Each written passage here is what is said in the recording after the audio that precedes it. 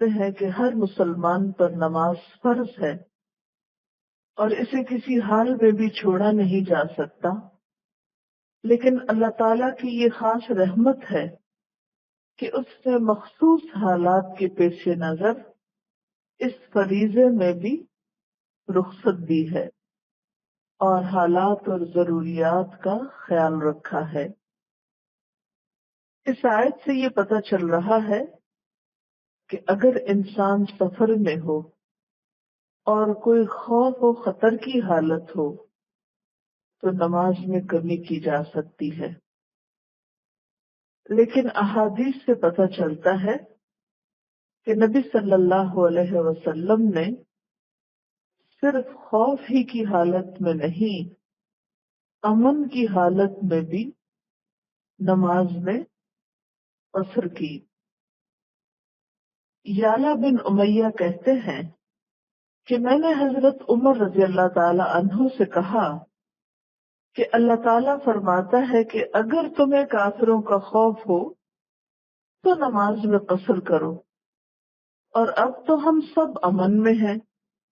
حضرت عمر نے جواب دیا، اس بات پر میں نے تعجب کیا تھا، یعنی مجھے بھی یہی خیال آیا تھا، اور رسول صلی اللہ علیہ وسلم سے اس کا ذکر کیا تو آپ نے فرمایا یہ ایک صدقہ ہے جو اللہ نے آپ پر کیا ہے، لہذا اس کا صدقہ قبول کرو۔ یعنی خوف کے علاوہ بھی سفر میں نماز قصر کرو۔ صدقۃ تصدق اللہ بہا علیکم فاقبلوا صدقتہ، یہ بخاری اور مسلم کی روایت ہے کہ یہ تم پر اللہ کی ایک خیرات ہے، تم اس کی خیرات کو قبول کرو۔ تو رسول اللہ صلی اللہ علیہ وسلم اور صحابہ کرام نے جب بھی سفر کیا تو نماز میں قصر کیا، اور اس سے اس کا سنت مؤکدہ ہونا ثابت ہے، یعنی اس کی تاکید ہے کہ سفر میں قصر کی جائے۔ بہت سے لوگ قصر کر کے کچھ تسلی محسوس نہیں کرتے، وہ سمجھتے ہیں کہ شاید انہوں نے کوئی گناہ کا کام کیا ہے، تو ایسا نہیں سمجھنا چاہیے، اس کو خوشی کے ساتھ قبول کرنا چاہیے۔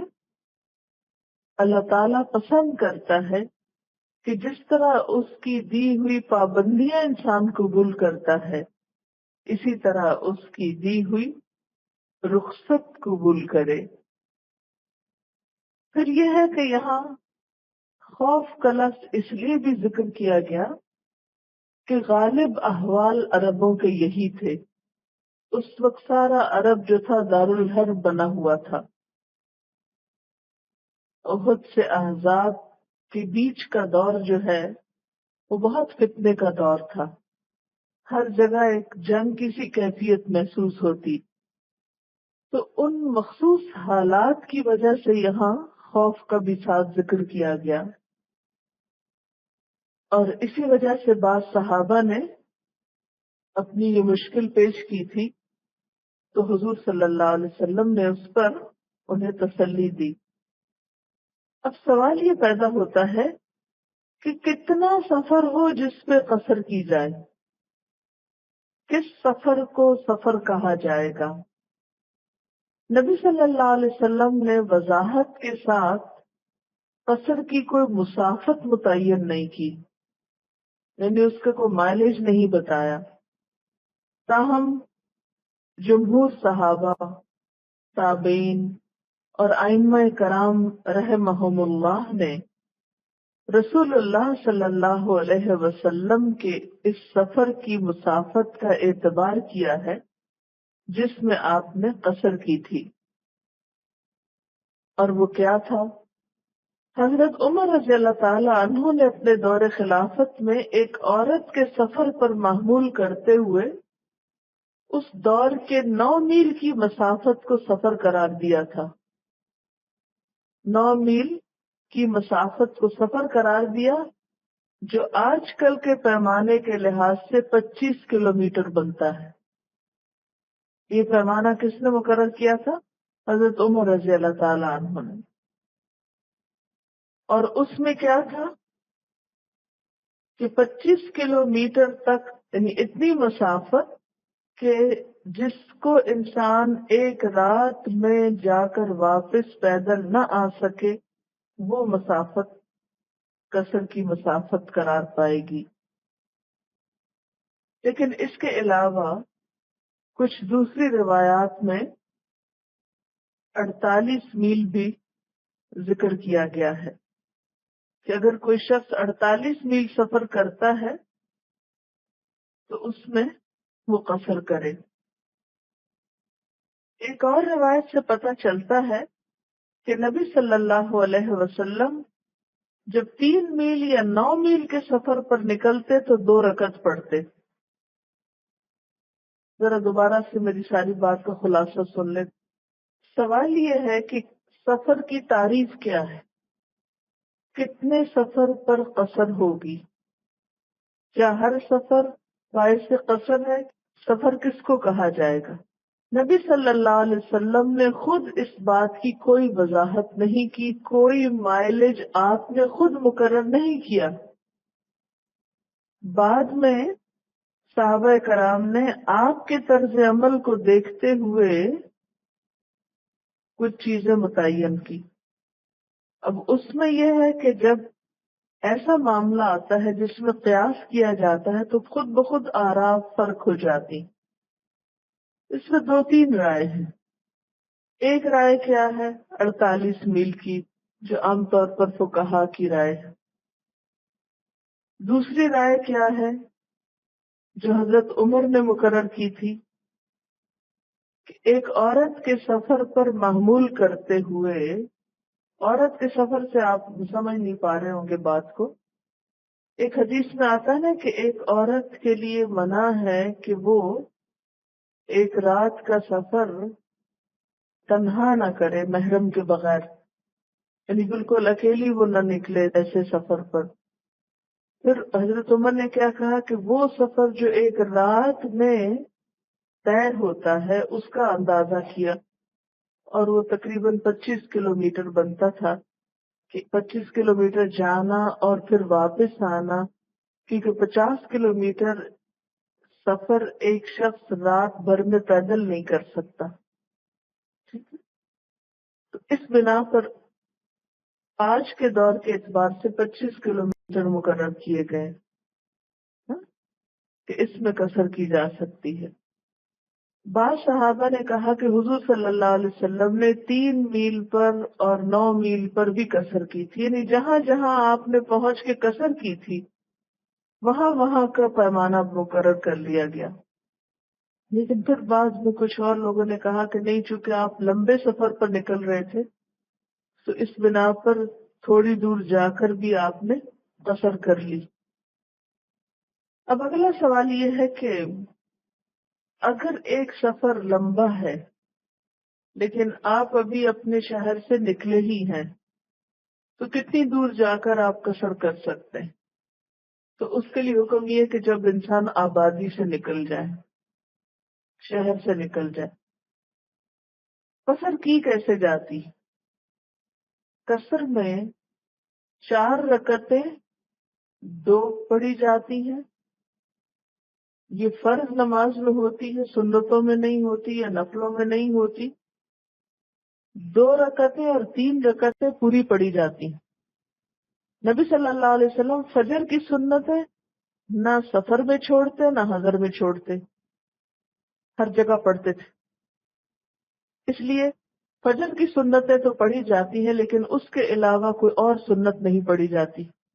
ہاں، نوافل اپنی خوشی اپنے شوق سے جو جتنے چاہے پڑھتا رہے، کیونکہ آپ صلی اللہ علیہ وسلم سے یہ بھی ثابت ہے کہ آپ سواری پر بھی نفل پڑھتے رہتے تھے۔ کیونکہ وہ تو آپ کے اپنے اوپر ہے، جب آپ کو وقت ملے آپ نفل پڑھیں، لیکن فرض نماز آدھی ہوگی، کون سی؟ جو 4 رکعتیں ہیں، اور 3 اور 2 پوری ہوگی۔ سنتوں میں صرف فجر کی سنتیں ہوں گی۔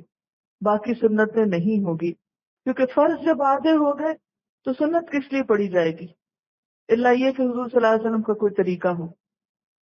اور باقی نوافل تو وہ تو آپ کی اپنی چوائس پر ہے، گھر میں بھی اور باہر بھی جتنے آپ چاہیں پڑھیں.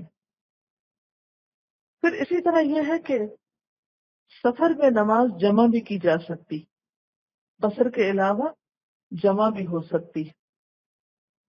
پھر اسی طرح بیمار کے لیے کیا حکم ہے کہ اگر کھڑا نہیں ہو سکتا تو بیٹھ جائے، بیٹھ نہیں سکتا تو لیٹ جائے، وغیرہ وغیرہ. نماز جمع کیسے ہوتی؟ جمع ایسے ہوتی ہے کہ ظہر کے وقت میں عصر بھی پڑھ لی جائے یا عصر کے وقت میں ظہر پڑھ لی جائے. اصل میں سفر کس کو کہتے ہیں؟ ہر انسان کا ایک گھر ہوتا ہے اور باقی دنیا اس کے لیے سفر کی جگہ ہوتی. تو جو آپ کا اپنا گھر ہے، جہاں آپ مقیم ہیں، جہاں آپ کی ایک روٹین ہے، وہ تو آپ کا گھر ہوگا. باقی خواہ آپ پیرنٹس کے گھر جائیں یا سسرال کے گھر جائیں یا رشتہ دار کے گھر جائیں، جب آپ 25 کلومیٹر تک چلے گئے تو خواہ کسی بھی دوست یا رشتہ دار کا گھر ہے، اس میں پھر قصر کی جا سکتی ہے، کیونکہ اس میں کوئی یہ شرط نہیں بتائی گئی کہ صرف آپ کسی غیر کے گھر میں قصر کریں اور اگر رشتہ دار کا گھر دوسرے ملک میں تو وہاں آپ قصر نہیں کریں. بے شک روز آنا جانا ہو، ہاں 15 دن کی بات ہوتی ہے نا کہ اگر 15 دن تک آپ کا قیام ہو تو آپ قصر کرتے رہے، لیکن 15 سے اوپر اگر آپ کو رہنا تو پھر آپ بھی مقیم ہو جائیں گے. جائیداد کا ہونا یا نہ ہونا کوئی حضور صلی اللہ علیہ وسلم سے ایسی چیز ثابت نہیں ہے، کیونکہ آپ دیکھیں کہ صحابہ کرام جب ہجرت کر کے مدینہ گئے تو مکہ میں ان کی جائیدادیں پیچھے تھیں، اگرچہ وہ چھوڑ چکے تھے، لیکن جب دوبارہ مکہ آئے تو ان لوگوں نے قصر پڑھی تھی. اس میں چند ایک احادیث آپ کو سناتی ہوں، ٹھیک ہے؟ نبی صلی اللہ علیہ وسلم نے فرمایا کہ کوئی عورت ایک رات بھی محرم کے بغیر سفر نہ کرے. یہ بخاری کی روایت ہے. گویا اتنی مسافت جہاں سے ایک انسان پیدل رات کو اپنے گھر واپس نہ پہنچ سکتا ہو وہ سفر ہے. حضرت عمر رضی اللہ تعالی عنہ نے اپنے دور خلافت میں ایک عورت کے سفر پر محمول کرتے ہوئے اس دور کے 9 میل کی مسافت کو سفر قرار دیا تھا، جو آج کے پیمانے میں 25 کلومیٹر بنتا ہے. یعنی ایک عام انسان 25 کلومیٹر جانے اور آنے میں جو وقت لگاتا ہے اس میں جتنا فاصلہ طے ہوگا وہ سفر شمار ہوگا. حضرت عائشہ رضی اللہ تعالی عنہ فرماتی ہیں کہ ابتدائے سفر اور حضر میں، یعنی سفر کی ابتدا میں نماز 2 رکعت فرض کی گئی تھی. یعنی ابتدا میں جب نماز فرض کی گئی تو سفر ہو یا حضر 2 رکعتیں ہوتی تھی. جیسے شراب کا حکم آہستہ آہستہ اترا ہے نا، جیسے سود کے بارے میں بھی کئی ایک آیتیں اتری، اسی طرح نماز جب فرض ہوئی تو ایک دم سے پوری نماز نہیں آئی، بلکہ ابتدا میں کیا تھا، 2 رکعتیں تھیں. پھر سفر کی نماز تو اتنی ہی برقرار رکھی گئی اور حضر کی نماز میں اضافہ کر دیا گیا. یہ بخاری کی روایت ہے. حارث بن وہب فرماتے ہیں کہ منا میں ہمیں نبی صلی اللہ علیہ وسلم نے 2 رکعت نماز قصر پڑھائی، حالانکہ آپ بالکل امن میں تھے.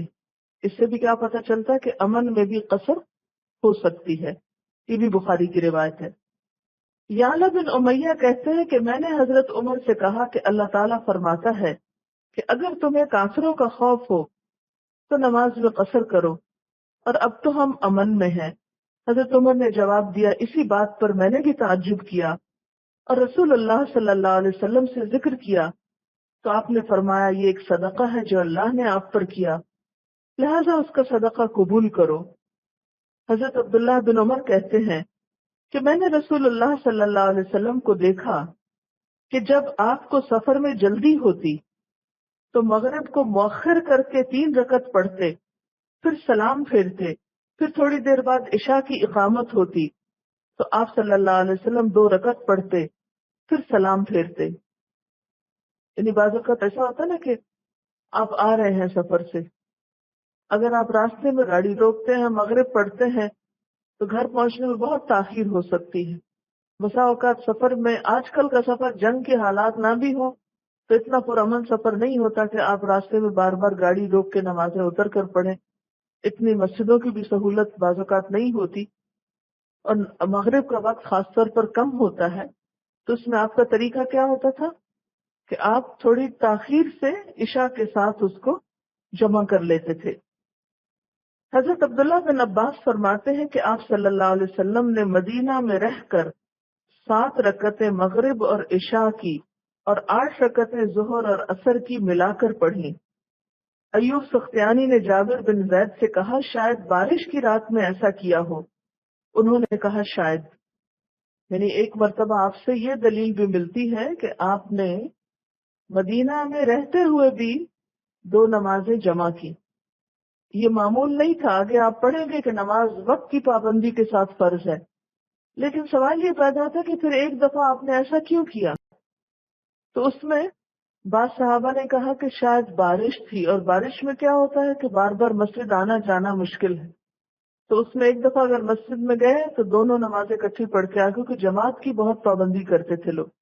اور اسی طرح مغرب اور عشاء. اور بعض کے خیال میں کہ شاید آپ نے مخصوص حالات کے لیے جواز پیدا کرنے کے لیے ایسا کیا. مثلاً آپ دیکھیں کہ کچھ ممالک ایسے ہیں کہ جہاں 2 نمازوں کے درمیان بہت تھوڑا وقت ہوتا ہے. خاص طور پہ نارتھ پہ جب آپ جاتے ہیں، مجھے خود ایسا اتفاق ہوا ہے کہ پی ایچ ڈی کے دوران میں اسکاٹ لینڈ میں تھی جب، تو وہاں سمر میں کچھ راتیں ایسی آتی ہیں کہ پورا اندھیرا نہیں ہوتا رات کو، اس میں پھر بھی روشنی باقی رہتی ہے. یعنی رات ہوتی ہے، اگر رات کے 12 بجے بھی آپ باہر نکل کے آسمان کو دیکھیں تو یوں لگتا ہے تھوڑی دیر پہلے ہی سورج غروب ہوا ہے. تقریباً 10:15 10:30 روزہ افطار ہوا کرتا تھا گرمیوں میں. تو مئی جون کی بات ہے یہ. اس میں پھر عشاء آپ دیکھیں تو وہ بہت ہی رات ایسے روشنی روشنی تھی، اور 1:30 بجے فجر ہو جاتی تھی، یعنی فجر کی نماز کا آغاز ہو جاتا تھا. تو اس میں میری اکثر روٹین پھر یہ ہوتی تھی کہ فجر پڑھ کر سوتی تھی، کہ 9 بجے یونیورسٹی جانا ہوتا تھا تو 1:30 بجے پڑھ کے 9 بجے تک سو کے پھر چلے جاتے. تو دن بہت لمبا ملتا تھا. اور پھر سردیوں میں اس کے برعکس ظہر اور عصر میں 1.5 گھنٹے کا فرق ہوتا تھا. اور پھر اسی طرح مغرب کے تھوڑی دیر بعد عشاء شروع ہو جاتی تھی. تو مشکل بہت ہوتی تھی ظہر اور عصر کی نماز میں. بعض اوقات آپ دیکھیں ایک ڈاکٹر آپریشن شروع کرتا ہے کسی مریض کا، کوئی ایمرجنسی آ جاتی. اب کیا ہے، جب وہ کام شروع کرے گا تو بیچ میں اس کو چھوڑ کے نماز نہیں پڑھ سکتا، حالانکہ وہ اپنے شہر میں ہے. اب ایسی صورت میں آپ کیا کریں گے؟ دین میں ایک وسعت ہے نا، ہے یا نہیں؟ تو شاید آپ صلی اللہ علیہ وسلم نے ایسے ہی لوگوں کے کہ جن کے بہت ہی جینوئن ریزن ہے، کہ جن کے پاس دوسرا چارہ ہی نہیں، اور وہ سفر پر بھی نہیں ہے، اپنے ہی شہر میں، لیکن ایمرجنسی کی کیفیت ہے، تو اس میں شہر کے اندر ہوتے ہوئے بھی بسا اوقات جمع کی جا سکتی ہے. میرا فرض تھا آپ کو مسئلہ بتا دینا. میری طرف سے آپ پہ کوئی پابندی نہیں. آپ جس دین پر ہیں، جو آپ کی فقہ ہے، مسلک ہے، آپ بے شک اس کی پابندی کریں، لیکن یہ فرض تو بنتا ہے کہ ایک دوسرا رخ بھی دکھا دیں، اور صحیح احادیث کی روشنی میں. کوئی چیز میں نے اپنے پاس سے نہیں بتائی آپ کو، ٹھیک ہے؟ یہ صرف اس لیے بتانا فرض ہے کہ لوگ نماز چھوڑ نہ دیں. کیونکہ ہوتا کیا ہے، جب لوگ کہتے اوہ وقت نکل گیا اب چھوڑو، قضا پہ آ جاتے ہیں، اور ایک کے اوپر ایک قضا کرتے چلے جاتے ہیں، اور ایسی بے حسی ہو جاتی ہے کہ پھر ان کو احساس بھی نہیں ہوتا کہ انہوں نے کبھی کوئی غلط کام بھی کیا ہے. تو بجائے اس کے کہ آپ لوگوں کو نماز سے بگائیں اور ان کی نماز قضا کروائیں، ان کو ایسی سہولت کے مسئلے اگر بتا سکیں ودن لمٹس. اور یہ جو جمع ہوتی ہے یہ ظہر اور عصر میں ہوتی ہے، مغرب اور عشاء میں ہوتی. دونوں طریقے ہوتے ہیں، یعنی ظہر کے وقت میں بسا اوقات عصر پڑھی جا سکتی اور عصر کے وقت میں ظہر پڑھی جا سکتی. It depends. کیونکہ جہاں جو میں نے حدیث سنائی نا کہ نبی صلی اللہ علیہ وسلم کو میں نے دیکھا کہ جب آپ کو سفر میں جلدی ہوتی تو مغرب کو مؤخر کر کے 3 رکعت پڑھتے، پھر سلام پھیرتے، پھر تھوڑی دیر بعد عشاء کی اقامت ہوتی، پھر آپ 2 رکعت پڑھتے، پھر سلام پھیرتے. یعنی سفر میں بھی آپ جمع کرتے تھے. یعنی سفر میں چھوٹی نماز کے علاوہ 2 کو جمع بھی کر لیتے تھے جب کوئی کام ایسا ہوتا. کیونکہ سفر میں انسان کیوں نکلتا ہے؟ صرف سیر تفریح کے لیے تو نہیں. پھر فرمایا وَإِذَا كُنْتَ فِيهِمْ، اور جب آپ ان کے بیچ میں ہوں، فَأَقَمْتَ لَهُمُ الصَّلَاةَ، پھر ان کے لیے نماز قائم کریں، یعنی حالت خوف ہے، جنگ کا موقع ہے، نماز کا وقت آ گیا ہے، اور نبی صلی اللہ علیہ وسلم صحابہ کے بیچ میں ہیں، اب کیا ہوگا؟ فَلْتَقُمْ طَائِفَةٌ مِّنْهُمْ مَعَكَ، تو لشکر دو حصوں میں تقسیم ہو جائے گا، ایک گروہ ان میں سے آپ کے ساتھ کھڑا ہو جائے گا، چاہیے کہ کھڑا ہو ایک گروہ ان میں سے، کن میں سے؟ یعنی صحابہ کرام میں سے، مَعَكَ، آپ کے ساتھ، وَلْيَأْخُذُوا أَسْلِحَتَهُمْ، اور چاہیے کہ اپنا اسلحہ لیے رکھیں۔ اس سے ایک اور بات پتہ چل رہی کہ حالت جنگ میں اسلحے سمیت بھی نماز پڑھی جا سکتی۔ ویسے تو آپ عام حالات میں بیگ اٹھا کے نماز نہیں پڑھ سکتے، یہ چوری ہو جائے گا، میں گلے میں ہی ڈال کے پڑھوں، آگے رکھ لیں گے، یہ کچھ کریں گے، لیکن اسلحہ تو ایسے نہیں اتار کے رکھ سکتے، کیا معلوم کہ اسی وقت دشمن حملہ کر دے اور فوری طور پر آپ کو پوزیشن سنبھالنا ہو۔ تو یہاں پر کیا فرمایا کہ جب خوف کی حالت ہو اور آپ ان کے بیچ میں ہوں تو بھی نماز با جماعت ہو، طریقہ یہ ہوگا کہ ایک گروہ آپ کے ساتھ نماز پڑھے گا اور اسلحہ لیے رہے گا۔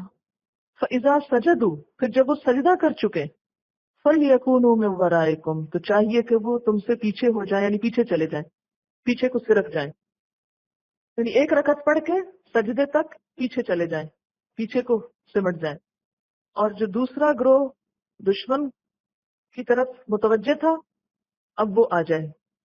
وَلْتَأْتِ طَائِفَةٌ أُخْرَى لَمْ يُصَلُّوا، چاہیے کہ آ جائے دوسرا گروہ جس نے ابھی نماز نہیں پڑھی، فَلْيُصَلُّوا مَعَكَ، پھر چاہیے کہ وہ آپ کے ساتھ نماز پڑھے۔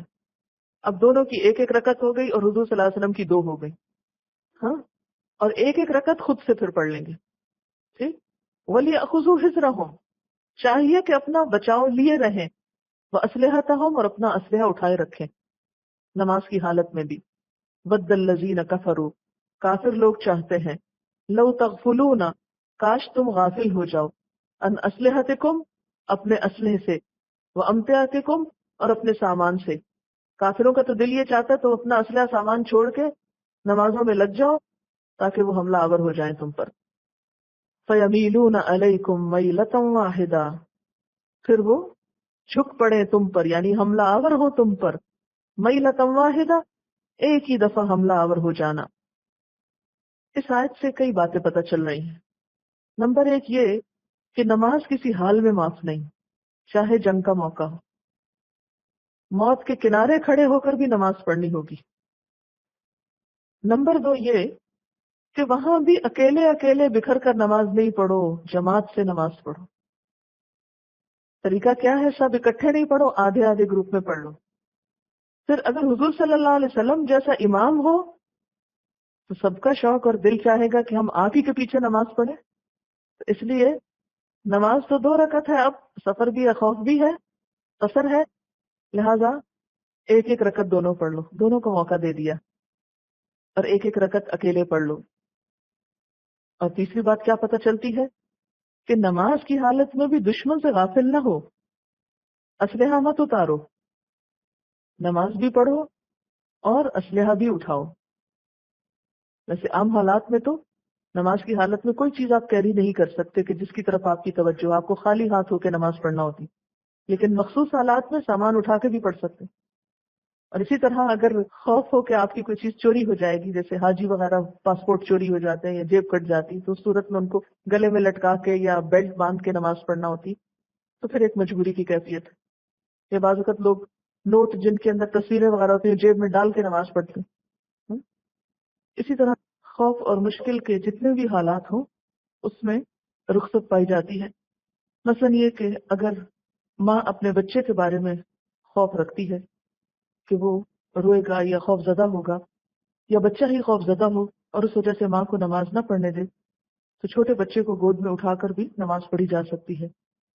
اور ویسے چھوٹا موٹا سامان جیسے کوئی پین رکھیا ہوا یا کچھ اور ڈالا ہوا جیب میں تو اس سے حرج نہیں، کوئی چیز جو خود اپنے ہاتھوں سے کیری کرنی پڑے یا کندھوں پہ یا جس سے نماز میں رکاوٹ آئے وہ چیز منع۔ چلیے امیجن کر لیں ایک گروپ ہے، میدان جنگ میں کھڑے ہیں، دشمن سامنے ہے، کسی وقت بھی حملہ ہو سکتا ہے، اب نماز کا وقت آ گیا، وقت پہ بھی پڑھنی ہے اور جماعت سے بھی پڑھنی ہے اور ایک ہی امام کے پیچھے پڑھنی ہے۔ اب کیا کریں؟ اب کریں یہ کہ آدھے آدھے لوگ ہو جائیں، امام نماز شروع کرے، آدھے لوگ پیچھے آ جائیں، اسلحہ اٹھائے ہوئے ہوں، جب ایک رکعت پڑھ کر کھڑے ہوں تو پیچھے ہٹ جائیں، 2 قدم پیچھے ہٹا لیں، جگہ خالی چھوٹ جائے گی، اور دوسرا گروہ وہاں آ کر کھڑا ہو جائے، یہ اپنی دوسری رکعت خود سے پوری کر لیں۔ امام کی دوسری رکعت شروع ہو گئی، اس کی دوسری رکعت کے پیچھے دوسرے گروپ کی پہلی رکعت ہو رہی ہے، یہ پڑھ لیں، امام سلام پھیر لے گا، دوسرا گروہ اپنی ایک رکعت دوبارہ اٹھ کے پڑھ لے گا، اس طرح سب کی نماز بھی ہو جائے گی، سارے مقاصد بھی پورے ہو جائیں گے۔ بعض علماء نے یہ بھی کہا کہ صلاۃ خوف 1 رکعت ہوگی، امام کی 2 ہوں گی، مقتدیوں کی 1 ہوں گی، ٹھیک ہے، وہ ایک پڑھ کے سلام پھیر دیں گے اگر دیکھیں کہ حملہ سخت ہے، اور اگر دیکھیں کہ حالات ذرا بہتر ہے تو دوسری پوری کر لیں گے، اس میں بھی پھر مزید چوائس ہے۔ اس سے آپ اندازہ لگائیں کہ اسلام ایسا دین ہے جس میں بہت فلیکسیبلٹی، بہت لچک ہے، حالات اور ضروریات کا کس قدر خیال رکھا گیا ہے، اس میں ریجیڈیٹی نہیں۔ صلاۃ الخوف کا صرف ایک طریقہ نہیں، پہلے آپ اپنے ذہن میں یہ کلیئر کر لیں، صلاۃ الخوف کے کئی طریقے ہیں اور وہ حالات کے مطابق ہوں گے۔ اس کی دلیل کیا ہے یہ میں اپنے پاس سے نہیں کہہ رہی، حضرت ابن عباس کہتے ہیں کہ اللہ نے تمہارے نبی صلی اللہ علیہ وسلم کی زبان سے حضر میں 4، حضر کہتے ہیں حاضر ہونا، گھر رہنے کو، سفر میں 2 اور خوف میں 1 رکعت نماز فرض کی ہے، یہ صحیح مسلم کی روایت ہے، ٹھیک ہے نا؟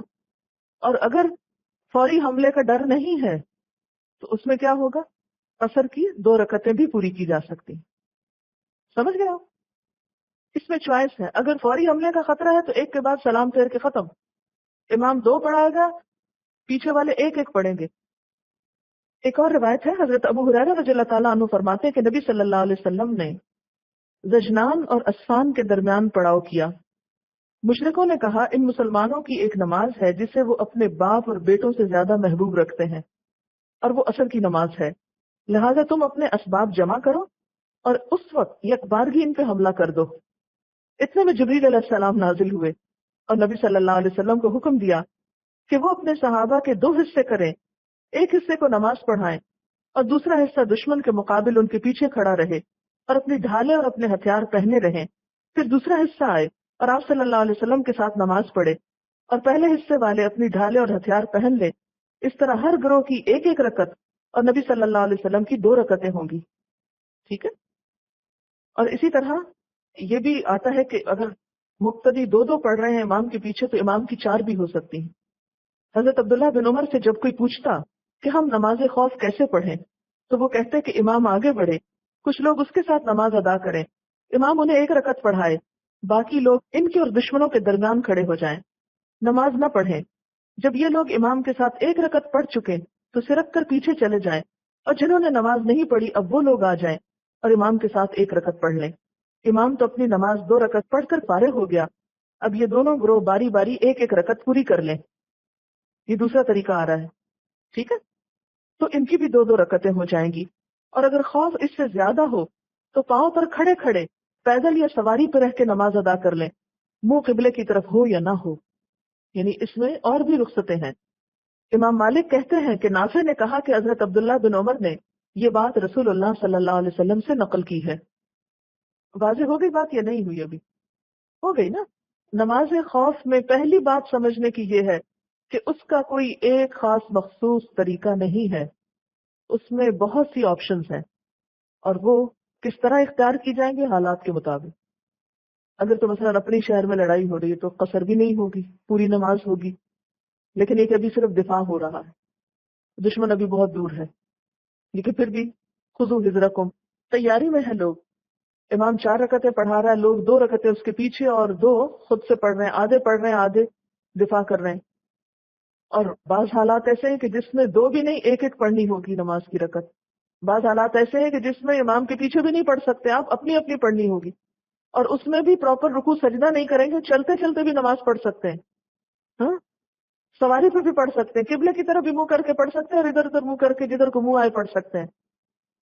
کتنی رخصت ہے اس دین میں۔ اصل چیز کیا ہے کہ بندہ اللہ کی یاد کو نہ بھلائے، نماز نہیں چھوڑنی، ہاں طریقے میں فرق ہو سکتا ہے۔ وَخُذُوا حِذْرَكُمْ، یہ بات 2 دفعہ آئی، اس پہ تھوڑی سی بات کرنا چاہوں گی۔